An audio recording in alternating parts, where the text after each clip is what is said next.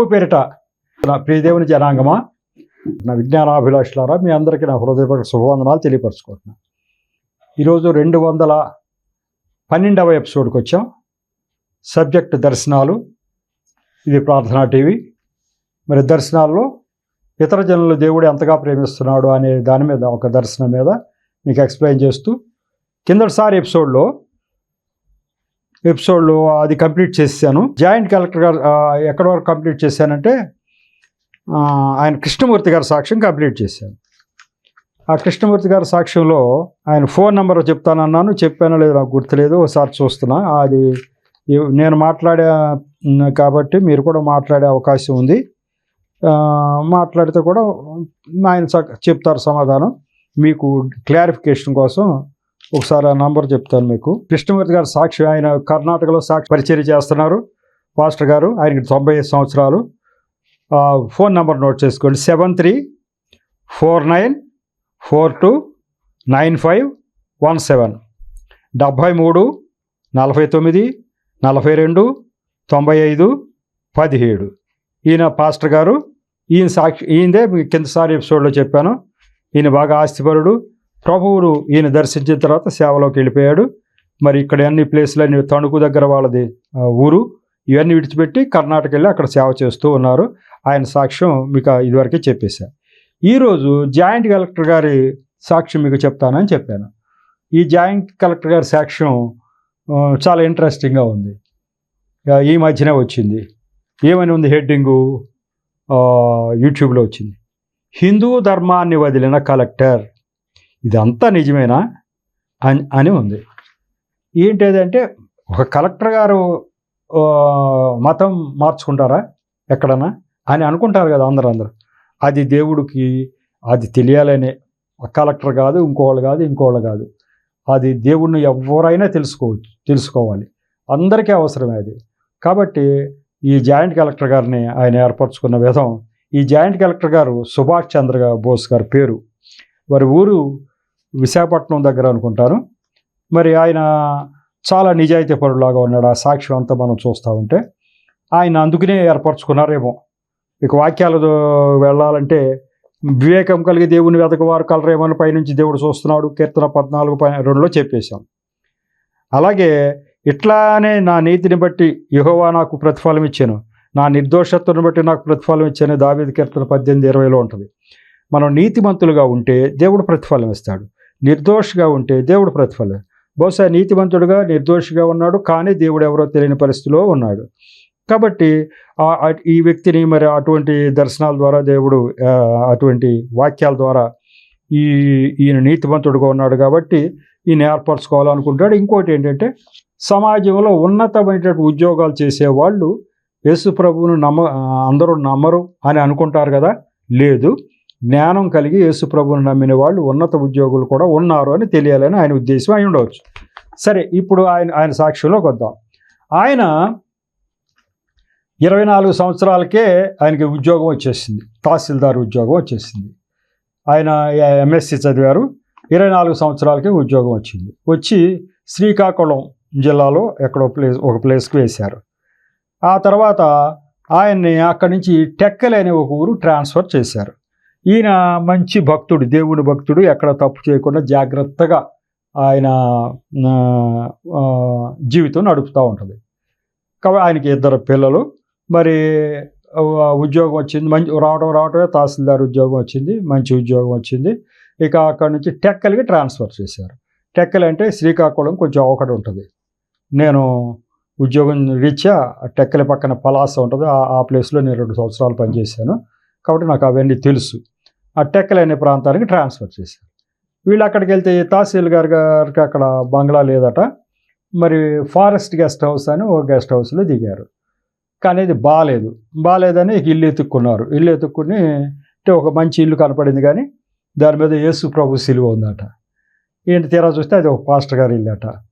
ఈయనకి మనం హిందువులం కదా, మరి దీంట్లో దిగటం ఎందుగా తర్జన భర్జన పడి, సరే పోన్లే పాస్టర్ గారు ఆయన పర్మిషన్ అడిగి ఉంటారు. బాబు మేము హిందువులు, మేము పూజలు చేసుకుంటామంటే, మీ ఇష్టం అండి, ఇల్లు అయితే మాది కాబట్టి మేము సిలువ గుర్తు వేసుకున్నాం, మీ ఇష్టం అని చెప్పారు అటువంటి. అయినా ఈయనకి సుభాష్ చంద్రబోస్ గారికి డౌటే, ఏంటి మన మన తహసీల్దార్ గారు క్రైస్తవులు ఇంట్లో ఉన్నాడని ఎవరు అనుకుంటారా అని అనుకుంటా ఉండేవాడట ఆయన. సరే ఇల్లు దొరికింది. ఆ రోజు రాత్రి ఆ గెస్ట్ హౌస్ ఖాళీ చేసి ఆ ఇంట్లోకి వెళ్ళారు. తెల్లవారుజామున 3 గంటలకి పోలీస్ జీప్ వచ్చింది, లేకొట్టారంట. ఎస్ఐ గారు వచ్చారట. ఏంటంటే, అయ్యా మీరు ఏంటి ఇక్కడికి వచ్చేసారు కదా, సంతోషం. ఇప్పుడు ఇంతకు ముందే నక్సల్స్ మీరు నిన్నటి వరకు ఉన్నటువంటి ఫారెస్ట్ గెస్ట్ హౌస్ని పేల్చేశారు. అది మొత్తం తునాతునకలు అయిపోయింది. మీరు ఎక్కడున్నారో మేము కంగారు పడుతున్నాం. మీరు దేవుడి దయ వల్ల రాత్రే మీరు వచ్చేయటం మీ ప్రాణాలకు ముప్పు తప్పింది. అక్కడ ఒక వాచ్మెన్ ఉన్నాడు, వాచ్మెన్కి తీవ్రమైన దెబ్బలు తగిలి ఉన్నాయి, మీకు కూడా ప్రాణ ప్రమాదం జరిగేది అని చెప్పి మేము ఇప్పుడు ఊపిరి పీల్చుకుంటున్నామని ఇది ఎంక్వైరీ చేసుకెళ్దామని వచ్చానని చెప్పి వెళ్ళాడంటే ఎస్ఐ. ఈయన అనుకుంటున్నాడట, ఏంటి దేవుడు తప్పించినట్టుగా ఉంది, ఇదేదో మనం రాత్రి రావటం ఏంటి, అది కాల్ చేయటం ఏంటి అని చెప్పి అనుకున్నాడట. ఇది దేవుడు తప్పించిందే అని అనుకున్నాడు. కానీ ఏ దేవుడు? వాళ్ళ నిశ్చయంగా ఆరాధించే స్వామిని ఆరాధిస్తారట. కాబట్టి దేవుడు మన దేవుడే తప్పించాడులే అనుకున్నాడు. అయిపోయింది ఆ కథ. అయిపోయిన తర్వాత మరి ఆయన మంచి నిజాయితీపరుడు కాబట్టి మరి 1 సంవత్సరం అయిపోయింది అనుకుంటలే, మంచిగా ఇళ్ల పట్టాలు ఎవరెవరికి అర్హత ఉందో వాళ్ళంతా 1000 మందికి ఇళ్ల పట్టాలు ఇచ్చారట. వాళ్ళంతా పేదలకు అందరికి ఇచ్చారు. వాళ్ళు చక్కగా ఇళ్ళు కట్టుకుని హ్యాపీగా ఉన్నారు. కానీ ఇప్పుడు అక్కడికి వెళ్ళి సంవత్సరం అయ్యేసరికి ఎలక్షన్స్, జనరల్ ఎలక్షన్స్ వచ్చినాయి, ఎమ్మెల్యే ఎలక్షన్స్. దాంట్లో ఎమ్మెల్యే పోటీలు చేసేవాళ్ళు అంతా కూడా ఈయన మీద ఎలిగేషన్స్ పెట్టారట. ఏమని అంటే, ఈయన నిజాయితీపరుడు, 1000 మంది పట్టాలు ఇవ్వటువంటి మాటలు కాదు కదా, చాలా ఇచ్చాడు కదా. ఈ అసూయతోటి అభ్యర్థులు ఒకరి మీద ఒకరు ఉన్నటువంటి కోపంతో ఇదివరకు గవర్నమెంట్లో అర్హత లేని వాళ్ళకి బోలంత మందికి ఇళ్ల పట్టాలు ఇచ్చేశారు. ఆ తహసీల్దార్ని శిక్షించాలని ఒకడు టెంట్ వేస్తే, ఇంకొకడు ఆ తహసీల్దార్ని శిక్షించాలని ఇంకో పక్క టెంట్ వేసి తహసీల్దార్ గారి ఆఫీస్ ముందు టెంట్లు వేశారంట. కలెక్టర్ గారు పిలిపించారు వాళ్ళని, అభ్యర్థుల్ని. ఏంటంటే కలెక్టర్ ఆయన తహసీల్దార్ సుభాష్ చంద్రబోస్ గారు అర్హత లేని వాళ్ళకి 1000 మందికి పట్టాలు ఇచ్చేశాడు, ఆయన్ని శిక్షించాలంటున్నారు. ఆ కలెక్టర్ గారు ఈయన్ని పిలిచారు. పిలిచి ఏంటంటే, లేదండి నేను అంతా అర్హతలు చూసే ఇచ్చాను, నేను వాళ్ళు ఏదో మాకు కావాలని ఆ ఎమ్మెల్యేలు వాళ్ళు లిస్టులు పంపినా నేను అర్హతలు ఉన్న వాళ్ళు చూశాను, మొత్తం వివరాలన్నీ చెప్పినా కూడా అభ్యర్థులు ఏమంటున్నారు, డిప్యూటీ కలెక్టర్ ప్రమోషన్కి లిస్టు పిలిచారు. సీనియర్స్ ఎవరెవరు ఉన్నారు. మొట్టమొదటి పేరు సుభాష్ చంద్రబోస్ గారిదే, 5 పేర్లు. వాళ్ళు కలెక్టర్ గారు ఏం చేయాలి, వీళ్ళ రిపోర్ట్ రాయాలి, ఈయన క్యారెక్టర్ అదే ఈయన ఉద్యోగం బాగుంది అని రాయాలి. కానీ సుభాష్ చంద్రబోస్ గారికి వచ్చే ముందు ఆయన మీద కంప్లైంట్ ఉంది, ఎంక్వైరీ వేసామని రాయాల్సి వచ్చింది. అంతే కదా, పై అధికారి రాయాలి కదా. తగ్గిన వాళ్ళ రికార్డు అంతా బాగానే ఉంది, ఈయన తర్వాత ఉన్న 4 బాగానే ఉంది. గవర్నమెంట్ అడిగింది 5 పేర్లు ఇవ్వండి సీనియర్స్ని అని అడిగారు. ఈయన పేరు విధంగా ఈయన మీద ఎలిగేషన్ ఉంది, ఈయనకి ఇది ఉంది అని చెప్పారట. చెప్పేది ప్రమోషన్ ఆగిపోద్ది. అందరు గొడవ, పాపం సీనియర్ అయిన సుభాష్ చంద్రబోస్ గారికి ప్రమోషన్ ఆగిపోతుంది, ఆయన మీద కంప్లైంట్ ఉంది. ఈయన వెంటనే హైదరాబాద్ పరిగెత్తి బాబు నా తప్పు ఏమీ లేదు, నేను వెళ్ళి కలెక్టర్ గారు కూడా చెప్పా, అందరూ నేను కరెక్ట్గానే పట్టాలు ఇచ్చాను, మరి ఇచ్చినప్పటికీ ఎంక్వైరీ ఉంది కాబట్టి ఎంక్వైరీ నడుస్తుందని చెప్పి రాయాల్సి వస్తుంది అని వాళ్ళు అడిగితే వాళ్ళు అన్నారట, బాబు ప్రమోషన్లు త్వరలో ఇచ్చేస్తున్నాం రేపు ఎల్లుండో, ఇప్పుడు ఎంక్వైరీ అవ్వకోకుండా ఇస్తే మాకు తంట, నువ్వు నిజాయితీపరుడు అయి ఉండొచ్చు, అయినా ఎంక్వైరీ తేలేదాకా మేమేం చేయకూడదు, ఈసారికి మేము నీ పేరు తప్పిస్తున్నాం, తర్వాత చూసుకుందాం అన్నారు. ఈ పాస్టర్ గారు ఇల్లు కదా, పాస్టర్ గారు ఉండేది పక్క ఇల్లులో ఉంటారు, ఇది కొత్తగా కట్టాడు ఇల్లు పాస్టర్ గారు. సరే తాళాలు వాళ్ళకి అప్పచెప్పి వెళ్ళారు. వెళ్ళేటప్పుడు రాత్రిపూట 9 గంటలకి, అయ్యా మేము తిరుపతి నుంచి వచ్చాం, మా ఇంటి తాళాలు కావాలని ఇచ్చాడు. ఇచ్చి పాస్టర్ గారు వీళ్ళ ఇంటిలోకి వచ్చి, అయ్యా ఒక విషయం అన్నాడు, మీరు చాలా నిజాయితీ పరులు, మీరు అందరికీ ఇళ్ల పట్టాలు ధర్మంగానే ఇచ్చారని, మా చర్చి మెంబర్లో 30 మంది మీరు ఇచ్చిన పట్టాలలో లబ్ధి పొందిన వాళ్ళు ఉన్నారు, వాళ్ళు మీరు ఇచ్చిన పట్టాల బేస్ మీద ఇళ్ళు కూడా కట్టుకున్నారు, అందరూ ఒకటే మాట్లాడినారు, సుభాష్ చంద్రబోస్ గారు కరెక్ట్గా ఇచ్చారు అంటున్నారు, మీ మీద ఏదో నేరారోపణ ఉందంట, మీకు ప్రమోషన్ ఏదో ఆగిపోతుందంట, అందరికీ తెలిసిపోయింది ప్రజలకి. వాళ్ళందరూ నన్ను వచ్చి అడిగారు, మా సభ్యులు, అయ్యా సుభాష్ చంద్రబోస్ గారి గురించి ప్రార్థన చేద్దాము, ఉపవాస ప్రార్థన అన్నారు. అయ్యో, సుభాష్ చంద్రబోస్ గారు ఆయన ఒక హిందువు, ఆయనకి క్రైస్తవులు అంటే మరి పడదని అనుకుంటున్నారు. ఎందుకంటే ప్రతి ఆదివారం వీళ్ళు మైక్ పెట్టంగానే ఈ కలెక్టర్ గారు మందలించేవాడంట, ఈ తహసీల్దార్ గారు ఈయన అంటే కంప్లైంట్ చేసేవాళ్ళు కావాలి అక్కడ ఉన్న వాళ్ళంతా. ఏంటండి ఈ గొడవ, మైక్ పెడుతున్నారు పాస్టర్ గారు అని. ఆ పాస్టర్ గారిని పిలిచి, ఏంటండి ఆ గొడవ, వాళ్ళంతా మీరు మైక్ సౌండ్ తగ్గించుకుని ఎట్లా కూడా చేయండి, సౌండ్ లేదు ఉండకూడదని ప్రతి ఆదివారం జరుగుతుందంట. కాబట్టి ఆయన గురించి మనం ప్రార్థన చేయటం ఏంటి అని కొంతమంది అన్నా, ఈ పాస్టర్ గారు కూడా అన్నారట, సరే మీ ఇష్టమే, మనం ప్రార్థన చేసేద్దామని శుక్రవారం నాడు ఉదయం నుంచి సాయంకాలం దాకా వాళ్ళు ప్రార్థనలు చేశారు. ఏమని, ఈ యొక్క తహసీల్దార్ గారికి ప్రమోషన్ రావాలి అని. హైదరాబాద్లోనేమో ఇక నీకు ప్రమోషన్ రాదయ్యా, వదిలేసుకో అన్నారు. ఈయన కూడా ఏమో దేవుడు ఏం చేస్తాడు అని ఆ తిరుపతి వెళ్ళి దేవుడికి మొక్కుకొని వచ్చాడు. మీరు కూడా ఒక్క మాట అడగండి అయ్యా దేవుణ్ణి, అడుగుడి మీకు ఇవ్వబడును అని బైబిల్ గ్రంథంలో ఉందయ్యా, మనం అడగకుండా దేవుడు ఇవ్వడం, మీరు అడగాలయ్యా అన్నాడు. నేనేం అడుగుతానయ్యా, మా దేవుడు కాదు కదా ఈ దేవుడు అన్నాడు ఆయన. మా దేవుడు కాదుగా, మరి నేనేం అడుగుతానంటే, కానీ మేము మా మాట వినండి, ఒక్క మాట అడగండి, మాకు బైబిల్ గ్రంథంలో మత్తయి సువార్త 7వ అధ్యాయంలో ఆ పదం ఉంది, అడుగుడి మీకు ఇవ్వబడింది, కాబట్టి మీరు అడగాలయ్యా, మేమందరం అడిగాం, మీరు కూడా అడగండి అంటే, ముందైతే రానన్నాడు. చర్చికి వచ్చి ఒక చిన్న ప్రార్థన చేద్దరుగా రమ్మంటే రాను అన్నాడట, రాత్రి 9 గంటలకి. కానీ మళ్ళీ అనుకున్నాడట సుభాష్ చంద్రబోస్ గారు, మన దేవుళ్ళు ఏమైనా నాకు హెల్ప్ చేస్తామని చూసినా మరి ఈ దేవుడైనా అడ్డుపడతాడేమో, నేను వెళ్ళి ఆయన అడగలేదు కాబట్టి, నన్ను అడగలేదు కదా ఈ తహసీల్దార్కు అని చెప్పి మన దేవుళ్ళు చేసే పని చెడగొడతాడేమో, సర్లే ఏం పోయిందిలే అని చెప్పి, సరే పదండి నేను వస్తున్నాను పాస్టర్ గారు అంటే వెళ్ళి రాత్రి 9 గంటలకి చిన్న ప్రార్థన చేశాడంట. అయ్యా, మీరు దేవుడు కాదో నాకు తెలియదు, కానీ మరి నాకైతే ప్రమోషన్ వస్తుందని నమ్మకం లేదు, ఆగిపోయింది, అన్ని ఛాన్సెస్ పోయినాయి. ఇప్పుడు మీకు ప్రార్థిస్తున్నా, ఈ ప్రమోషన్ నాకంటూ వస్తే అయ్యా మీరు దేవుడని నేను నమ్ముతానా అనుకున్నాడంట మనసులో. తెల్లారి పొద్దున్న 9 గంటలకు ఫోన్ వచ్చిందంట కలెక్టర్ నుంచి, ఆఫీస్ నుంచి వచ్చి, సుభాష్ చంద్రబోస్ గారికి డిప్టీ కలెక్టర్గా ప్రమోషన్ ఇచ్చి విశాఖపట్నం వేశారు అని చెప్పి. అసలు ఎట్లా వచ్చిందని కలెక్టర్ గారు కూడా ఆశ్చర్యం, ఎవరికి తెలియదట. ఈయన అడిగితే ఏమో నాకు తెలియదండి అన్నారు. మొత్తం మీద ఏం జరిగింది ఎవరికి తెలియదు, కానీ ఈయనకి ప్రమోషన్ వచ్చింది. అప్పుడు మనసులో ఈ దేవుడు కరెక్టేనేమో, ఏ ఇంట్లో దిగి సిలువు గుర్తున్నటువంటి ఇంట్లో దిగిన తర్వాత ఆ యొక్క ఫారెస్ట్ గెస్ట్ హౌస్ పేలిపోయింది, మనల్ని కాపాడింది ఈయనేమో, ఈ ప్రమోషన్ కూడా ఈయన ద్వారా వచ్చిందేమో అనుకున్నాడు ఆయన. సరే ప్రమోషన్ వచ్చింది, విశాఖపట్నం వేశారు. ఆ విశాఖపట్నంలో ఏ చర్చికి వెళ్ళాలి, ఏ చర్చి మంచిదో ఏ చర్చి మంచిది కాదో ఎవరిని అడగాలి అనుకుంటా ఉండి ఈయన ఎటు వెళ్ళట్లేదంటే, ఏ చర్చికి వెళ్ళట్లే 4 సంవత్సరాలు. ఆవిడైతే గుళ్ళకి పూజలకి వెళ్తుంది, కానీ ఈయన చర్చికి వెళ్ళట్లా, గుడికి వెళ్ళట్లేదట. అట్లా నడుస్తూ ఉంది. మరి ఆ సాగర్ నగర్లో ఎక్కడ ఉండేవాళ్ళు అక్కడ ఒక పాస్టర్ గారు పరిచయం అయ్యారు. ఏదో ఆయన స్థలం కావాలంటే ఈయన ఇచ్చారు, దాని మీద పరిచయం అయ్యి, అయ్యా ప్రభు గురించి మీకు చెప్తాను అని రోజు రాత్రిపూట వచ్చి కొద్దిగా చెప్తున్నాడట, దేవుడు ఈయన ఎట్లా దేవుడు అని. ఈయనకి అర్థమవుతుంది ఈయనే దేవుడు అనే విషయం, అట్లా అర్థమవుతూ ఉంది. కాబట్టి దేవుడు వెదకి రక్షించడం అంటే ఈయన్ని వెదకి రక్షించాలనుకుని ఒక్కొక్క కార్యం చేసుకుంటూ వస్తున్నాడు. మరి ఆ కార్యాలు చేసుకుంటూ వచ్చినప్పుడే ఇంకా అప్పటికి ఆయన డిప్టీ కలెక్టర్ అయ్యాడు. డిప్టీ కలెక్టర్లో మళ్ళీ అక్కడి నుంచి స్పెషల్ గ్రేడ్ డిప్టీ కలెక్టర్గా వేసి విశాఖపట్నం నుంచి గంగపట్నం అని పక్కనే ఉంటుందట, వాటర్ ఏవో కొత్తగా శాంక్షన్ అయ్యింది.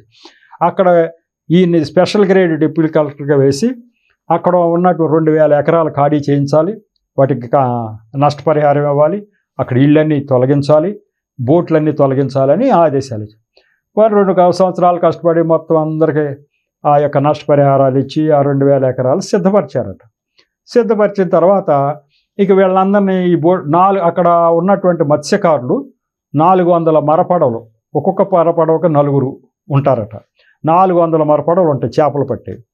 ఇక మీకు డబ్బులు ఇచ్చేసాం కాబట్టి నష్టపరిహారం, మీరు ఇంకో చోట ప్లేస్ చూపించారు, డాల్ఫిన్ నోస్ అని ఒక పర్వతం ఉంటుందంట అక్కడ ఆ ప్లేస్కి మీరు అందరూ వెళ్ళిపోండి అన్నారు.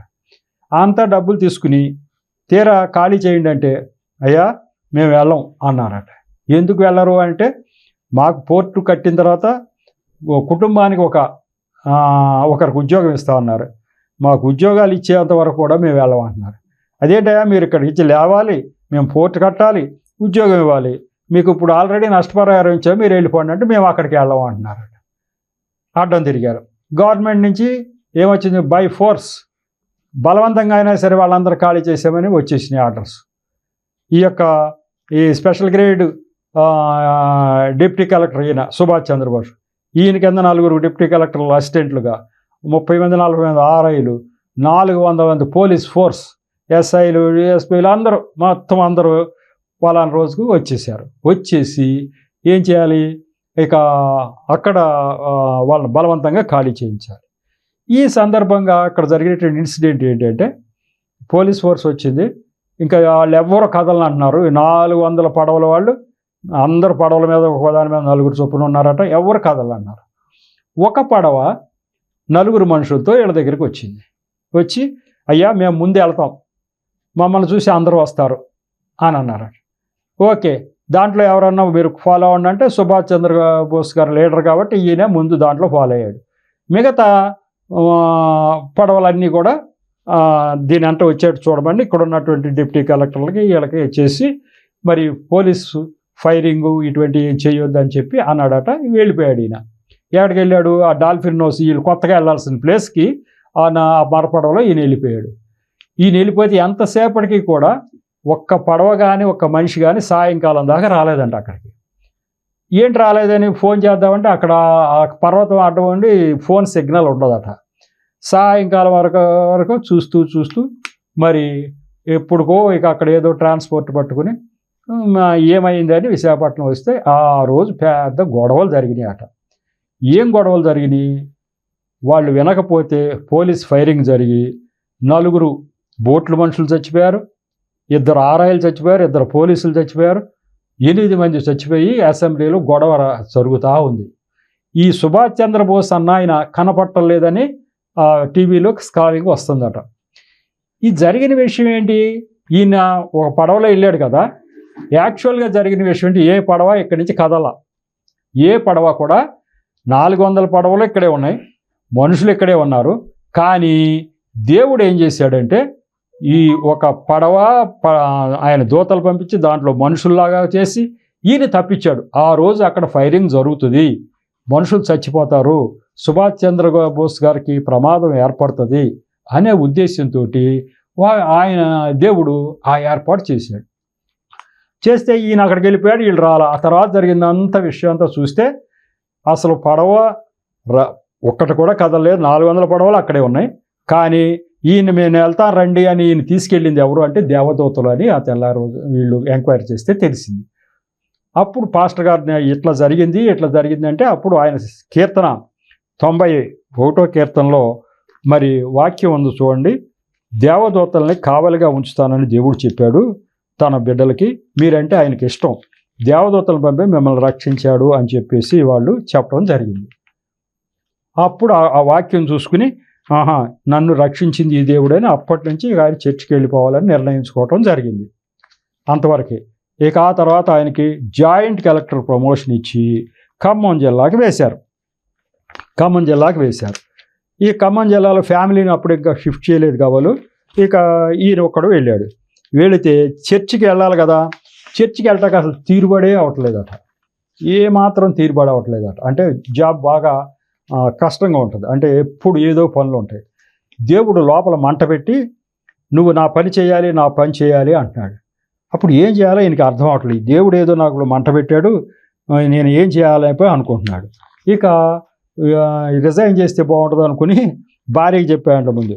వాళ్ళందరూ నీకు పిచ్చి పట్టింది ఏంటి, కలెక్టర్ ఉద్యోగం వదులుకుంటాడు ఎవడన్నా, నీ జీతం ఎంత, మన కింద మన ఇంట్లో నౌకర్లే 20 మంది ఉంటారు, మరి ఇన్ని కార్లు ఇంత అట్టహాసంగా ఉన్నటువంటి ఉద్యోగాన్ని వదిలేసుకుంటావా, ఏం పిచ్చి పట్టిందా నీకు అన్నట్టు అందరూ మందలిస్తూ ఉన్నారట.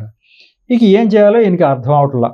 ఆ పరిస్థితుల్లో ఇక వాళ్ళ భార్య కూడా ఒప్పుకోవట్లేదు. భార్యని ఒక 4 రోజులు బ్రతిమాలితే కూడా ఆమె కూడా సరే బైబిల్లో నాకు ఏం వాక్యం వస్తుందని చూసుకుంటే ఆమెకి ఏమి తిందుమో ఏమి తాగుదుమో అని ఆలోచించుకోకుండా మరి నా వైపే చూడండి అన్న వాక్యం వచ్చిందంట. ఆమెకి బైబిల్ తెలియదు. నేను ఏదో ఒకటి కళ్ళు మూసుకుని తీసి నా వేలు ఒక చోట పెడతా, ఆ వాక్యం ఏదో వస్తే అది మీరు మాట్లాడినట్టు అనుకుందాం. కాబట్టి దీన్ని బట్టి అర్థమైందంటే దేవుడు చెప్తున్నాడు, సేవ చేయమంటున్నాడు, మనం సేవ చేద్దామండి అని చెప్పి నిర్ణయించుకుంది కానీ ఏం చేయాలో అర్థం అవట్లేదు.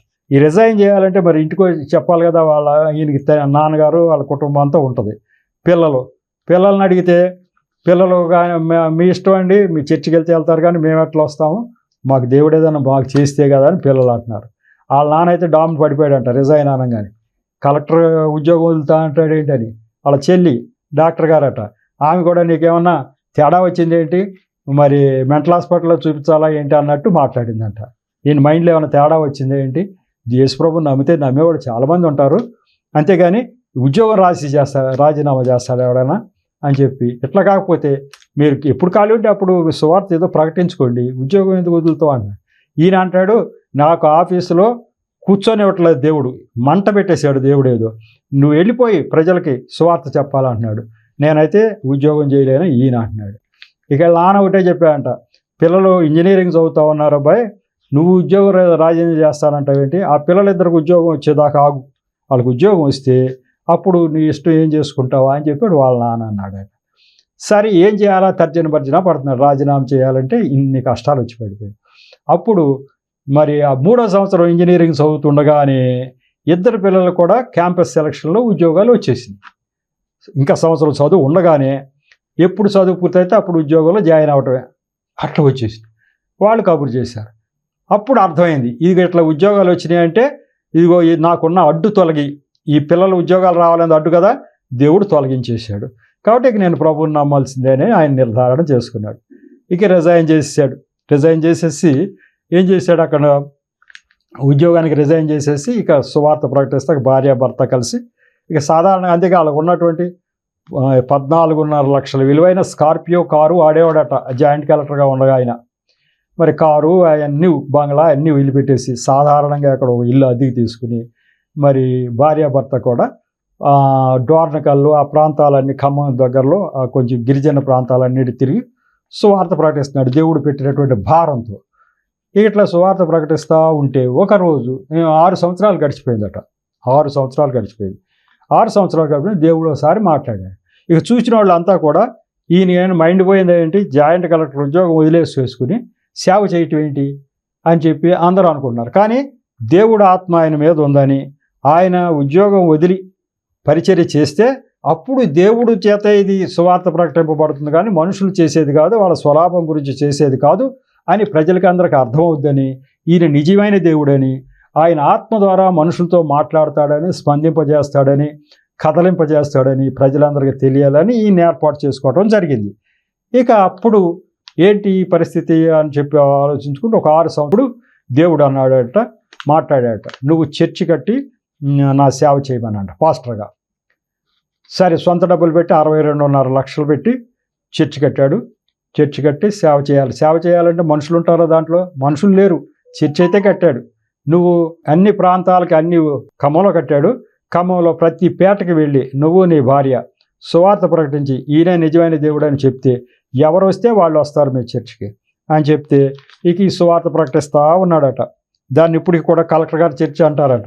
ఆయన చెప్పాడు 2 సంవత్సరాలు అయింది, ఇప్పుడు చెప్పాడు అంతే, 2 సంవత్సరాల క్రితం చర్చి కట్టాం, ఇప్పటికి 20 మంది వస్తున్నారు, మేము చెప్పగా కొంతమంది ఆకర్షితులై మరి ఎందుకు ముందు చర్చి కట్టారు అంటే దేవుడు ఆజ్ఞ, దేవుడు ఏం చేయమంటే అది నేను చేస్తూ ఉంటాను అని చెప్పి అని చెప్పేవాడట అందరికీ. అందరూ కూడా కొంతమంది ఈసరించుకునేవాళ్ళు, కొంతమంది తెలివి తక్కువ పని చేశాడు అనేవాళ్ళు, రకరకాలుగా అందరూ అనుకుంటున్నారు. ఇక దేవుడైతే ఈయనతో మాట్లాడుతూ మొదలు పెట్టేశాడు. ఏం చేది మంట ఒకటి రగిల్చాడు. ఆ మంట ద్వారా ఆయన అది చేస్తూ ఆ పరిచర్య చేస్తున్నాడు. ఒకరోజు హైదరాబాద్ నుంచి ఫోన్ వచ్చింది. హైదరాబాద్ నుంచి ఫోన్. ఏంటి ఆ ఫోను అంటే, హైదరాబాద్ నుంచి ఫోన్ వచ్చి ఒక భార్యాభర్త ఫోన్ చేసి, అయ్యా మీరు మా ఇంటికి వచ్చి ప్రార్థన చేయాలి అన్నా. హైదరాబాద్లో ఉన్నారు, మేము ఎట్లా వస్తామంటే, అయ్యా కాదు మీరు ప్రార్థన చేయాలి, నేను కారు పంపిస్తాను, కారులో రండి అంటే, సర్లే మరి వాళ్ళంత కోరుతున్నారు అని కారు పంపిస్తే భార్యాభర్త వెళ్ళారు.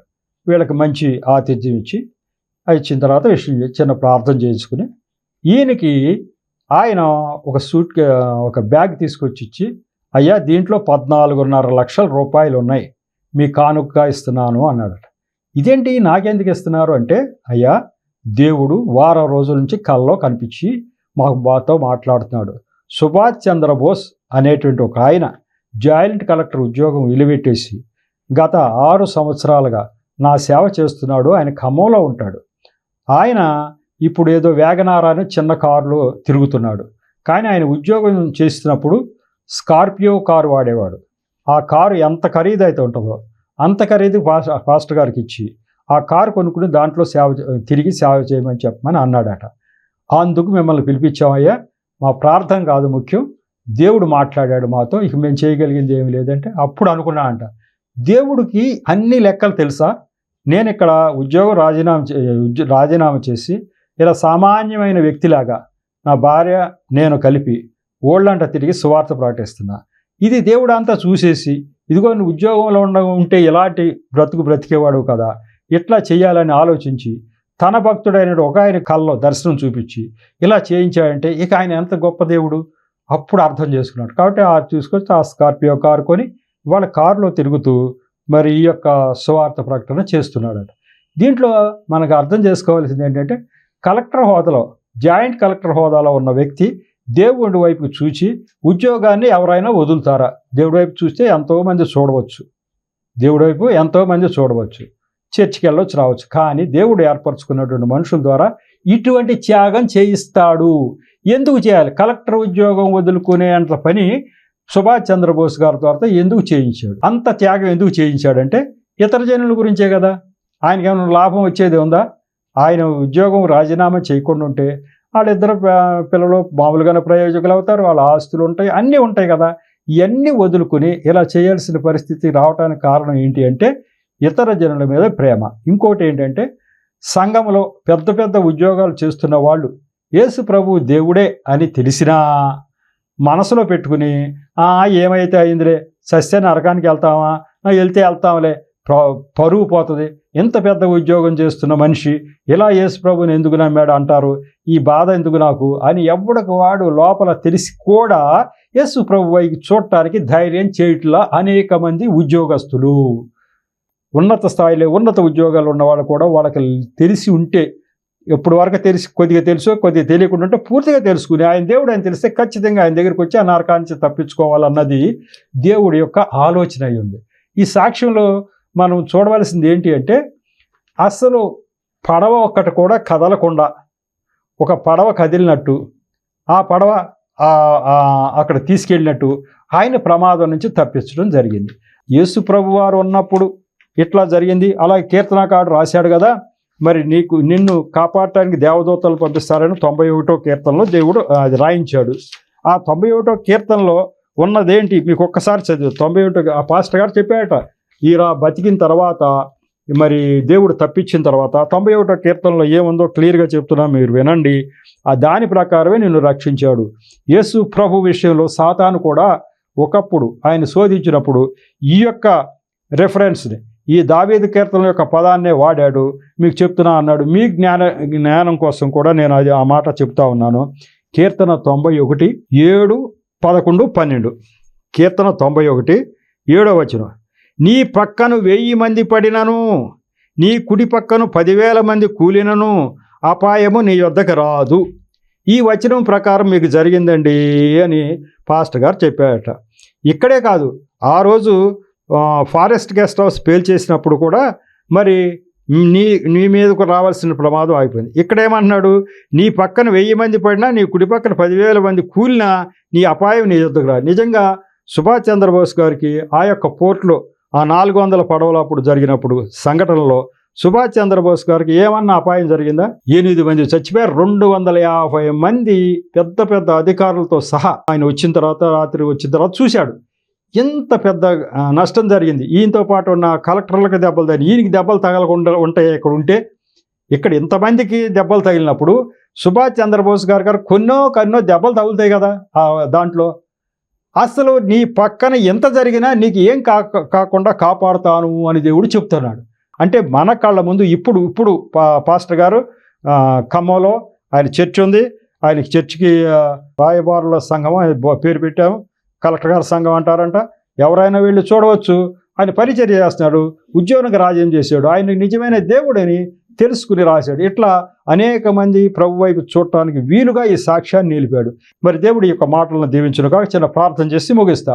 కృపగల దేవా, మహాపరిశుద్ధుడా, ప్రేమగల తండ్రి, మీకు వందనాలు స్తోత్రాలు చెల్లించుకుంటున్నా తండ్రి. ఈరోజు ఈ 212వ ఎపిసోడ్ను కూడా తగిన నడిపింపు ఇచ్చారు. నన్ను మరుగుపరిచారు. నా నోటి ద్వారా మీరు మాట్లాడారు. వింటున్న బిడ్డలు హృదయాలు తెరిచి విషయాన్ని గ్రహించే శక్తిని దయచేశారు.